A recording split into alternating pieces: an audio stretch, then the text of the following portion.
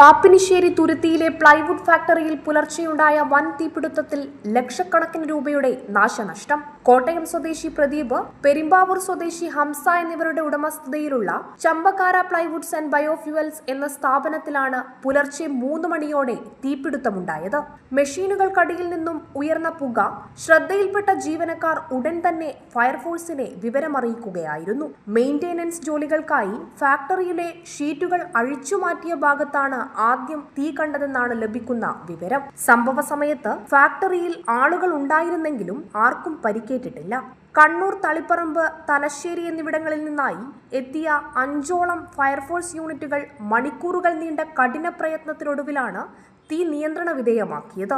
ഫാക്ടറിക്ക് സമീപത്തായി നിരവധി ചെറുകിട വ്യവസായ യൂണിറ്റുകൾ പ്രവർത്തിക്കുന്നുണ്ടെങ്കിലും അഗ്നിശമന സേനയുടെ സമയോചിതമായ ഇടപെടൽ മൂലം തീ മറ്റ് ഫാക്ടറികളിലേക്ക് പടരുന്നത് തടയാനായി. ഏകദേശം 10 ലക്ഷത്തിലധികം രൂപയുടെ നാശനഷ്ടം സംഭവിച്ചതായാണ് പ്രാഥമിക കണക്കുകൾ സൂചിപ്പിക്കുന്നത്.